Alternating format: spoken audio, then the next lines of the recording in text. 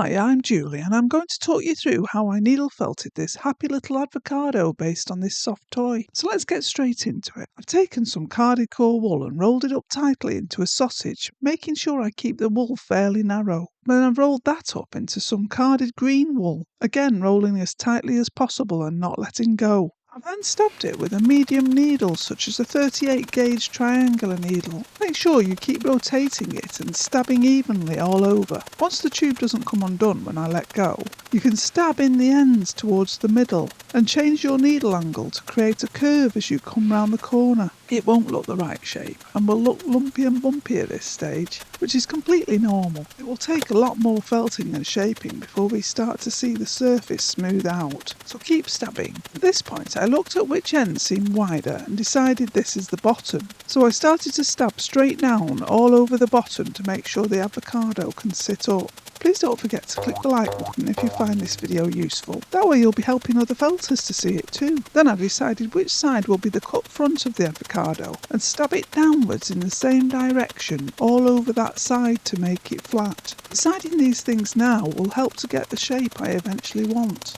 Make sure you check the image you're copying regularly to remind yourself of the body shape. Now we're going to transform this sausage shape into an avocado shape by stabbing at an angle to push the wool in and downwards towards the bottom, to make it wider and at the same time make the top half narrower. To give you an idea of how long you need to stab it for, at this point I'd been stabbing for about 18 minutes. I find this felting process of repeating the same poking movement all round the object very relaxing. My mind is totally focused on the shape I'm trying to create. Once I'm fairly happy with the shape and the firmness, I change to a finer 40 gauge triangular needle, which will help you get a smoother finish, aiming at any bumps. I'm still mindful of the shape we're making though, and angling my needle around the curve of the head.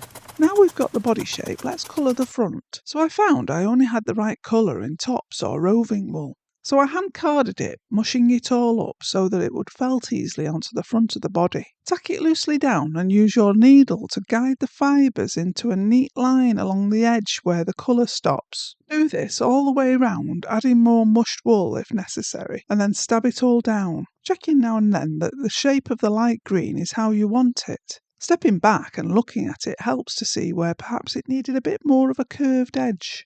For the avocado's knot, I've tightly rolled up some brown wool and I'm going to form it into an egg shape as I attach it to its belly, stabbing around the edges first to attach it. Then I'm stabbing it all over to firm it up slightly and form it into a nice nut shape by angling my needle as I stab it from all directions. To make two legs the same size, I loosely roll up 2 pieces of brown wool for each avocado and feel them in my hands to feel if the density is the same. I then mushed up the wool as it was roving or tops wool and then rolled them up into a sausage that is the length of the leg and foot together. Then stab this all over whilst holding the foot bent over, which will make sure it stays in that shape. Keep stabbing all around the leg and make the bottom of the foot flat by stabbing in one direction. I tend to leave the other end unfelted so that it's easy to attach to the body later. But first, before attaching that leg, make the second leg in the same way, making sure you check that it's the same size and shape as the first, and stab some more to make them the same width if necessary. Once I'm happy that they're the same, I've pinned them into position and turned the feet out slightly, just to make it that bit cuter.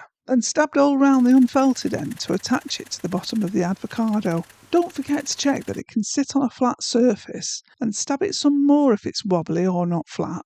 I marked out the eyes quite far apart as they are on my inspiration picture and made a hole for each eye with an awl. Then I used a tiny amount of superglue on the post of these 3mm glass eyes and stuck them into the head. When you mark out the mouth, notice that it starts in line with the right side of the left eye and curves round and finishes in line with the left side of the right eye. I imagine in my head these guidelines whenever I'm doing something like this. Take a very small amount of very dark green or black roving or tops wool and twist it to make a thin line. Attach one end and gradually work your way around the mouth, stabbing the line down onto where you marked it out. If you want more tips on needle felting a fine line like this, I have a downloadable PDF on Etsy that you might be interested in. I'll put a link in the description below. And now you have your very own happy little avocado. There's one more technique that you'll need to master to get your needle felted items looking great, and that's how to add more wool to create exactly the shape you need. And in this video I don't just show you this technique, but another 9 felting techniques that will take your needle felting to the next level. Thanks for watching.